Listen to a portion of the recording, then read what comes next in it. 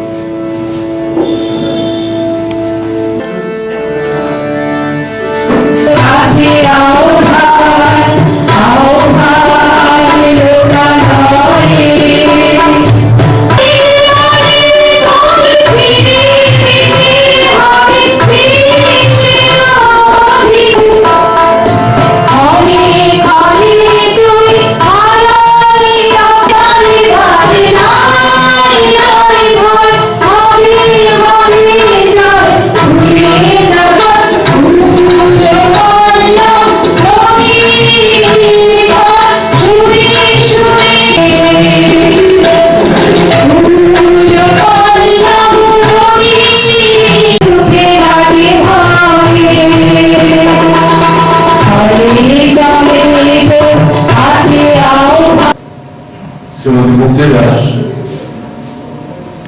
নবীনবাবুর কথা আমরা শুনলাম। ডাক্তার বন্ধু এখানে উপস্থিত আছেন। আপনারা যারা এই সুন্দর সন্ধ্যায়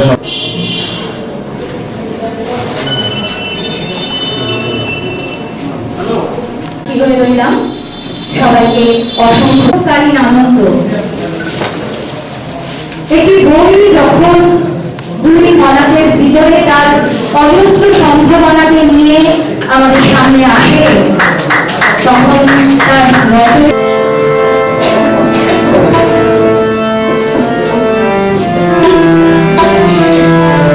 আনুষ্ঠানিক প্রকাশ। শ্রীমতী মুক্তি দাস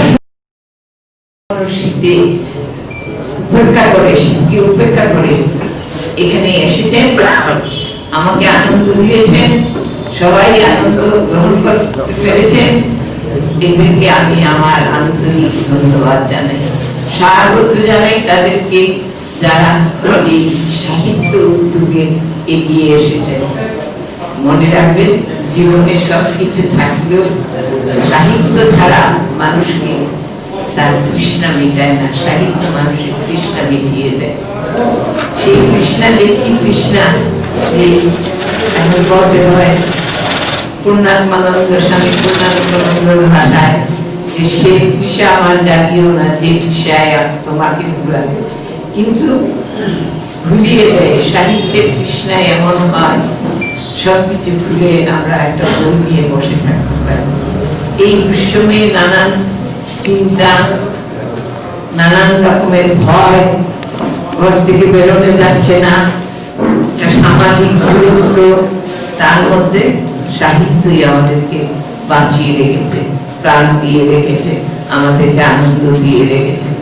অতএব সাহিত্য হচ্ছে মানুষের জীবনের একটা অঙ্গ, এটাকে বাদ দিয়ে চলা যায় না। অনেকে আবার ইয়ার্কি দিয়ে বলেন বা সাহিত্যটাই পাচ্ছেন, এগুলি আর চলে নাকি এখন এই যুগে? সত্যি তো যান্ত্রিক যুগ, এই যুগে সাহিত্য ভাবনা ভাবা আর এটি নিয়ে শুধু প্রসারী চিন্তা করা, এইগুলি আজকাল উঠেই যাচ্ছে। ছেলেমেয়েরা সব মেকানিক্যাল ওয়েতে লাইফটা লিড করতে চাইছে। তো এই জন্যই বলছি, আমি কত যে আনন্দিত হয়েছি, আমি যে কত খুশি হয়েছি যে আপনারা আমার ডাকে সাড়া দিয়ে এসেছেন এবং আজকের সন্ধ্যাটাকে মনোরম। প্রথমত এই ধরনের অনুষ্ঠানে যা বই উদ্বোধিত হয় বা মলার উন্মোচন করা হয়, তিনি প্রথম তার নিজের অভিব্যক্তি ব্যক্ত করেন।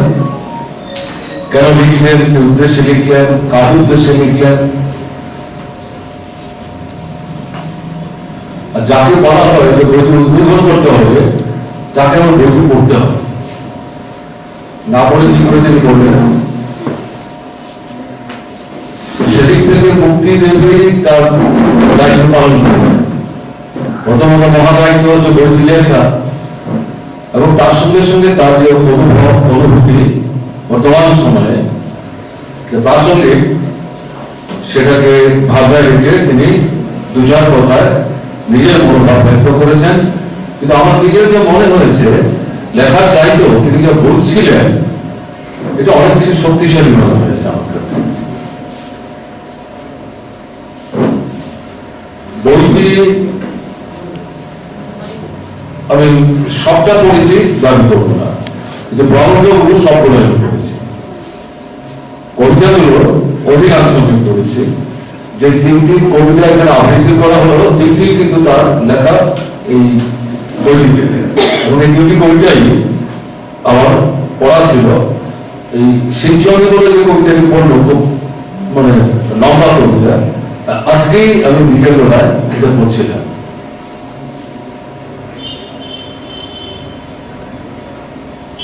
মুক্তিদেবের নাম আমি শুনেছি, কিন্তু সামনাসামনি তার সাথে আমার কখনো কথা বলার সুযোগ হয়নি। একটা ইলেকট্রনিক মিডিয়ায় কর্মরত একজন বন্ধু, সম্ভবত দিনরা, তার সাথে তিনি যুক্ত ছিলেন। দিনরা তো নাম দিয়ে বুঝতে পারছেন দিবারাত্রিতে চলত, কিন্তু রাজ্যের রাজনৈতিক পরিস্থিতি পরিমণ্ডলের মধ্যে পরিবর্তন আসার কারণে ছাপা মাধ্যম এবং বৈদ্যুতিক মাধ্যম শাসক দলে রোষের সম্মুখীন হয়। তাদের সব পত্রিকা না হলেও কিছু কিছু পত্রিকা দারুণভাবে আক্রান্ত। পত্রিকায়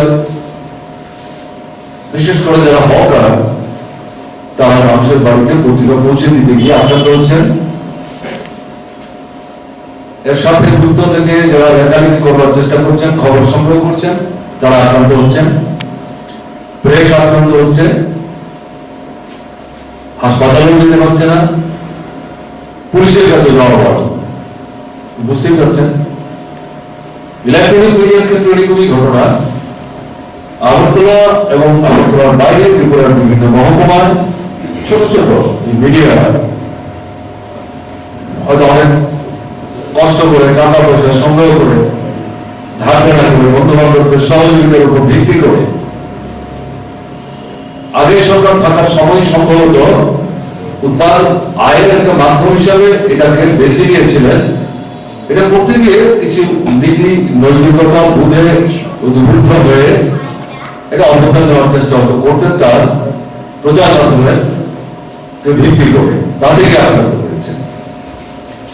দিনরা এরকম একটি বৈদ্যুতিক প্রচার মাধ্যম, খুব পুরনো না, তাদের কাজ করতেও আমাদের বন্ধুকে প্রায় সময় বিভিন্ন অনুষ্ঠানে যাকে ক্যাবারে ঘুরতে আমি দেখতাম, সে যে বিজ্ঞানের সাথে যুক্ত আমার জানা ছিল।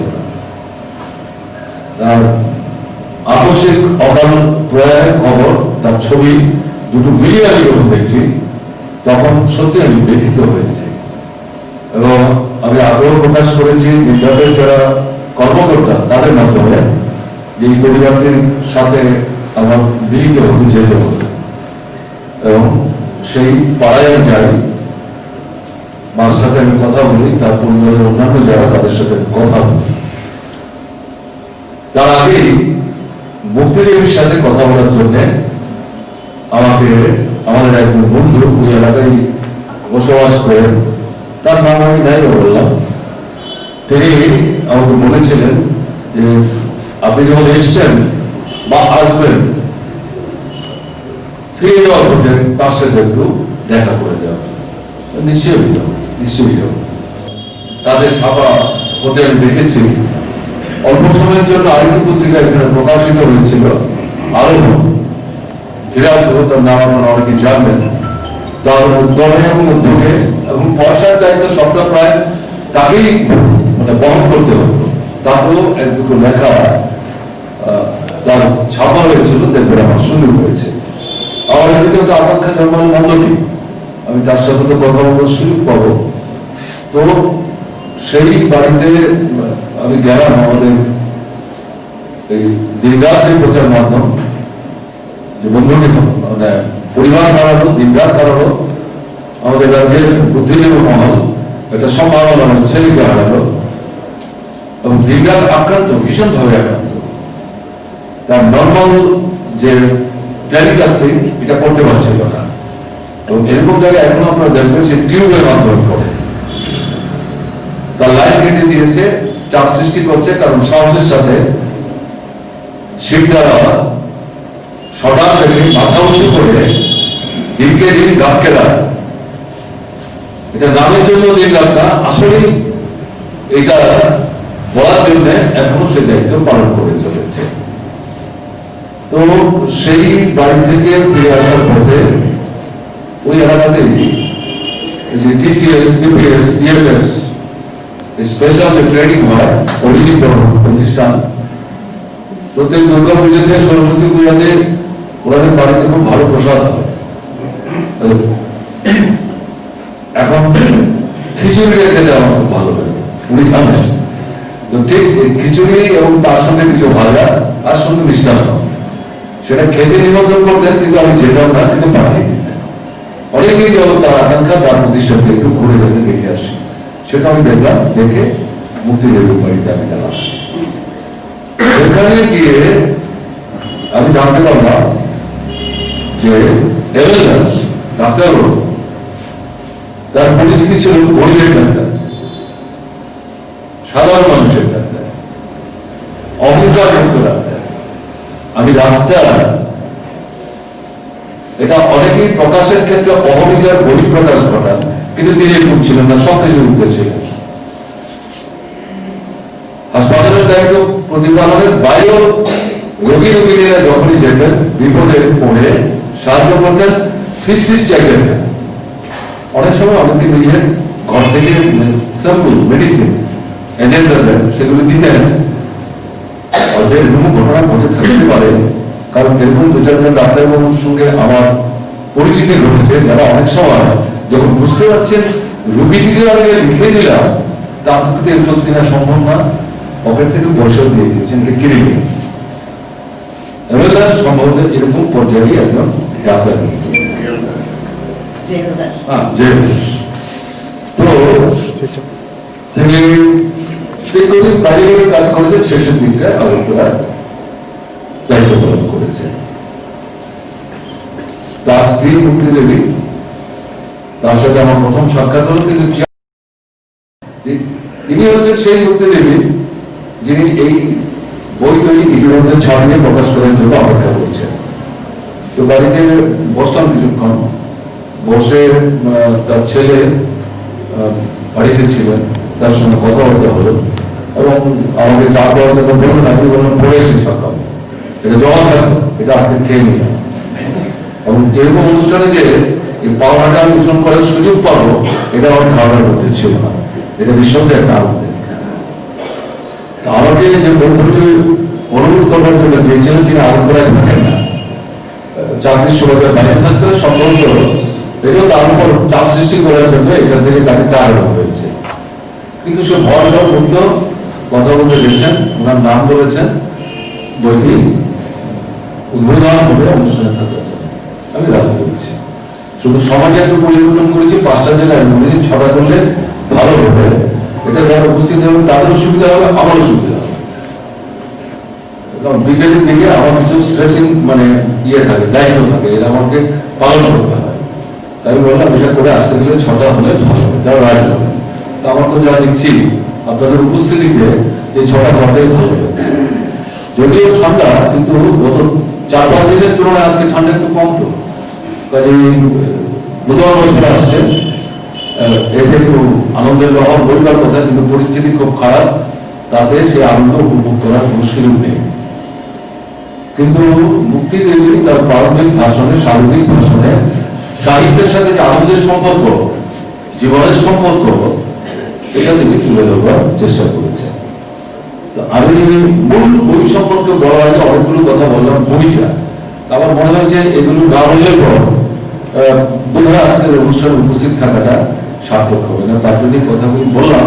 অন্য বই উদ্বোধন অনুষ্ঠানে এত কথা আমি বলি, প্রারম্ভিক কথা বলতে মুক্তিদেবীকে চিনবার জন্য এবং তার স্বামী ডাক্তারবাবু তার সম্পর্কে জানবার জন্য। তিনি জিজ্ঞেস করছিলেন পাশে বসে বসে, বইটা কি আপনি পড়েছেন? আমি আপনাদের সামনে যা বলেছি সেই সত্য কথাই বলার চেষ্টা করেছি। লম্বগুলো সময় পড়ে ফেলেছি, কবিতাগুলো অধিকাংশ পড়েছি, সবগুলো পড়িনি। এবং যখন কবিতা পাঠ হচ্ছিল আমি দেখলাম পরপর 3টা কবিতা দুজনে মিলে পাঠ করলেন, তাতে 3টাই আমার পড়া আছে, তার বই এগুলো অন্তর্ভুক্ত। আমি খোলামেলা ভাবে যেটা বলবো, ওনার যে ভাবনা, ওনার যে চিন্তা, ওনার যে চেতনা, তার থেকে আমার মনে হয়েছে তার লেখালেখির মধ্যে দিয়ে তার বহিঃপ্রকাশ ঘটেছে। এটাই স্বাভাবিক। সাহিত্য সমাজের দর্পণ। মানুষ হিসাবে কিন্তু আমরা প্রত্যেকে একজন দার্শনিক। দর্শন মানে কি? পৃথিবীকে দেখার ধরন, ভঙ্গি,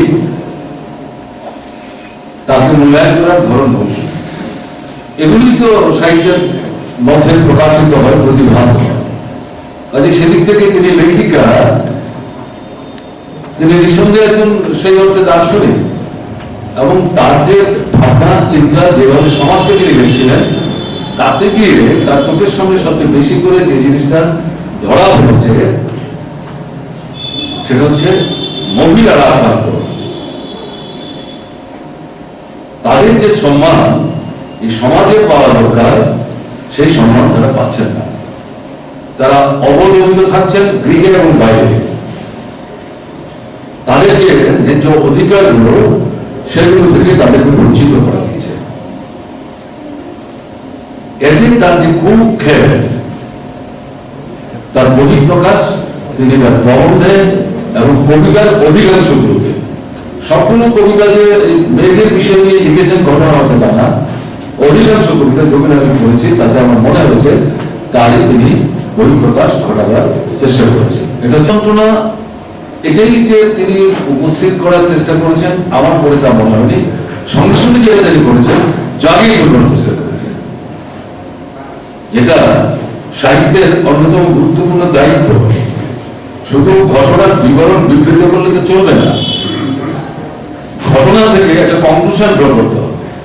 ভালো মন্দ যদি বন্ধ হয়, তাহলে মন্দ পরিস্থিতি থেকে বেরোবার জন্য আমাকে কি করতে হবে?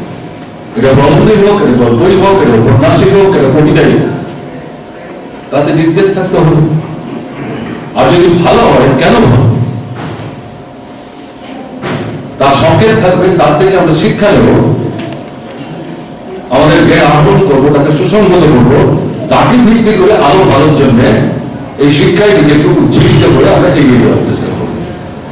সেদিক থেকে মুক্তিদেবী তার প্রবন্ধ এবং কবিতায় উভয়ের মধ্যেই, বিশেষ করে নারী সম্পর্কিত বিষয় আমি যেটা বলবো, তিনি কিন্তু মহিলাদের বলেছেন পড়ে পড়ে বার কি হবে, মৌখে বুঝে সহ্য করো না, প্রতিবাদী হওয়ার চেষ্টা করো। এই যে বিষয়টি, এই বিষয়টি কিন্তু তার কবিতার মধ্যে দিয়ে বেরিয়ে এসেছে। শ্রমিক বলে যে গানটি, দ্বিতীয় গানটি এখানে গীত হলো, এর মধ্যে একটা শ্রমিক মায়ের যে যন্ত্রণা, বিদ্ধ জীবন এবং তার প্রতি যে সমাজের যে দায়বদ্ধতা, এটা কিন্তু এই লেখার মধ্যে দিয়ে পরিস্ফুট হয়েছে। আবার সেঞ্চুরি যে কবিতাটা পড়া হলো, খুব দৈর্ঘ্য দিক থেকে ছোট না, তাতে গিয়ে আমাদের সমাজের মধ্যে ধর্ম, বর্ণ, সম্প্রদায় ইত্যাদি নিয়ে জাত বেজাতের কথা বলবে, দুটো মানুষের মনের জুড়ে একের প্রতি অপরের যে বিশ্বাস, যার থেকে ভালোবাসার জন্ম, বিশ্বাস না থাকলে ভালোবাসা হয় না, আবার ভালোবাসা জন্ম হলে বিশ্বাসও সৃষ্টি হয় না। একটা আরেকটার সাথে অঙ্গাঙ্গিভাবে যুক্ত, এটা সাবলীল কম্বিনেট।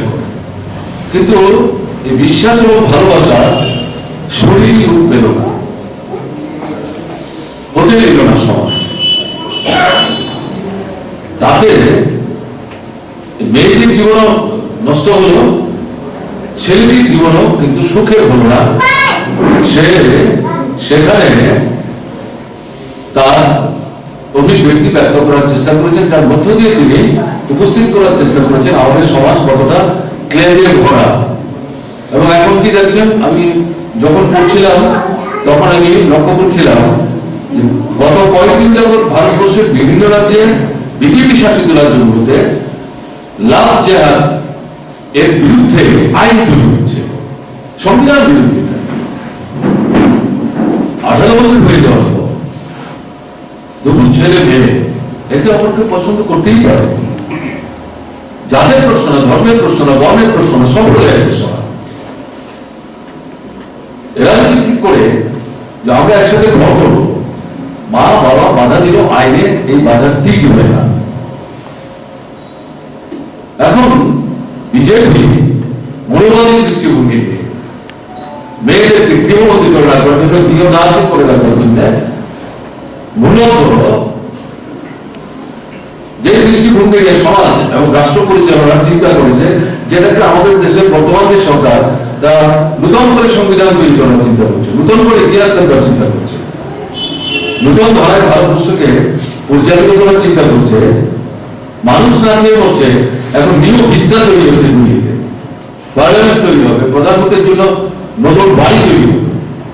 কোনো দরকার ছিল না, 1400 কোটি টাকা খরচ হবে, আর মানুষ না খেয়ে মরছে। আমাদের দেশে সবচেয়ে বেশি বিধ্বস্ত হচ্ছে শিশু, মা এবং বৃদ্ধ।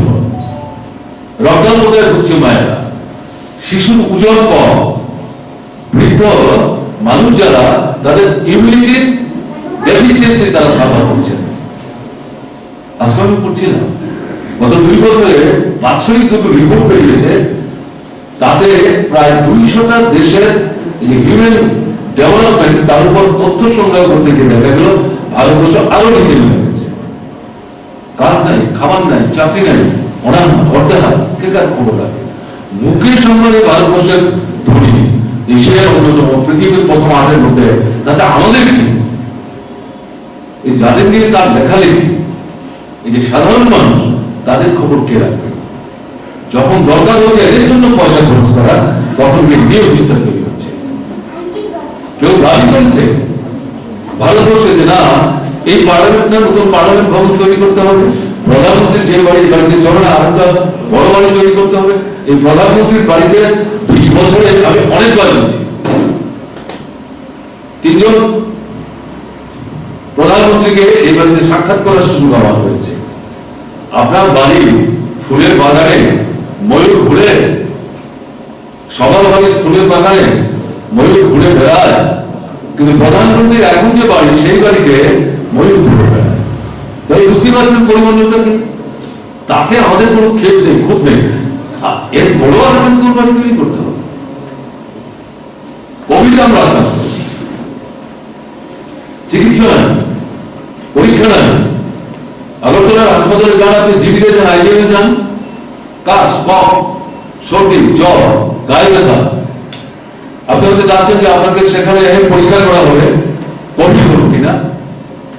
রোগী হয়তো বলছেন, ডাক্তারবাবু একটু পরীক্ষা করে দেখুন না, আমার কি কোভিড হল? বলুন না, কে বলেছে আপনাকে?